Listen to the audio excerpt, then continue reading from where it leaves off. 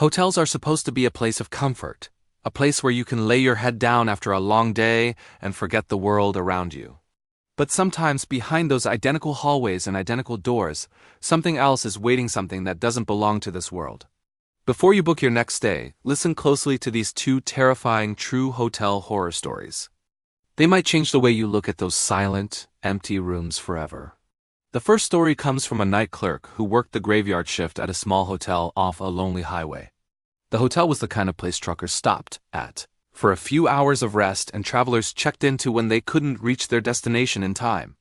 For the most part, nights were too quiet sometimes. The clerk, who had been working there for only a few months, had gotten used to the routine, monitor the cameras, handle late check-ins, and try to stay awake.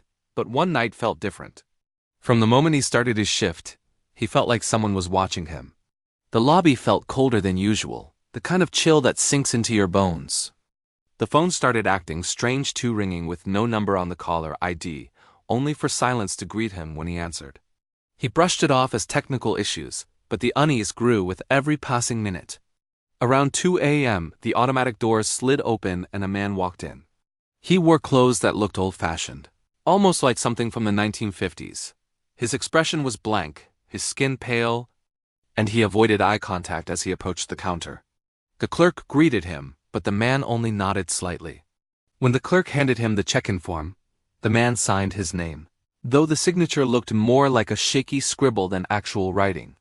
The clerk typed the information into the computer, but the system kept rejecting the room number he assigned.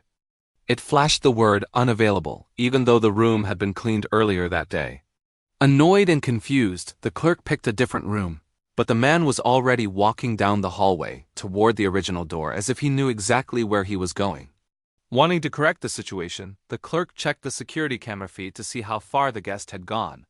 But what he saw made his blood run cold. The man walked halfway down the hallway and then simply disappeared. Not out of frame, not into a room. One moment he was there, the next he vanished into thin air. The clerk stared at the screen, convinced it had to be a glitch, but rewinding the footage showed the same impossible moment. He rushed to the hallway, heart pounding. But the hall was empty and silent. He checked the room the man seemed to head toward, but the door was locked, the lights off, and no one responded from inside. The next morning housekeeping arrived and mentioned something the clerk didn't expect. The room he had tried to assign, room 214, hadn't been used for years. A man had died inside, and since then, the room had been permanently closed.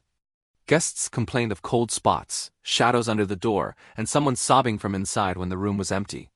The hotel eventually decided to shut it down. The clerk hurried to check the logbook, and the spot where the mysterious man had signed the night before was completely blank. The clerk quit that job a month later and said he never wanted to work nights again. The second story involves a couple who decided to take a much-needed vacation. They booked a stay at an older, historic hotel known for its charm and vintage style.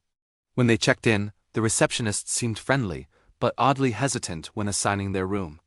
They brushed it off, excited to start their trip. But the moment they opened the door to their room, something felt wrong.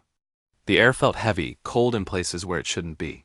Their luggage seemed to shift slightly as they placed it on the floor, but they assumed it was just uneven carpet. That first night, they tried to sleep, but the room had an unusual atmosphere. Scratching noises came from the closet. But every time they checked, nothing was there.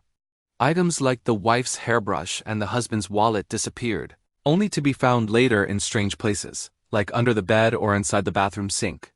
At one point, the wife woke up to the sound of whispering, a soft voice near the closet door, as if someone was standing inside speaking directly to her. The couple tried to laugh it off, blaming old building noises and nerves from traveling. But everything changed at 3 a.m. on their second night. The husband woke up suddenly and saw a figure sitting at the foot of their bed, a woman with long, dark hair covering her face. At first, he thought he was dreaming, but when he blinked, she was still there. He reached over to turn on the lamp. But the moment his hand touched the switch, the bulb exploded with a loud pop, plunging the room into darkness. The couple screamed and scrambled for the hallway. They demanded to speak with the manager, who reluctantly admitted the truth. A woman had died in that same room years earlier, and nearly every guest who stayed there reported seeing her. The hotel usually kept the room closed, but due to overbooking, they had placed the couple there. The couple packed their things and left immediately. Later that week, while reviewing photos from their trip, they found something chilling. One photo taken inside the hotel room showed the two of them smiling, except there was a third figure behind them. A woman with long, dark hair stood in the background, staring directly at the camera. So the next time you stay at a hotel, take a moment to look around. Check the closet, the corners, and the shadows.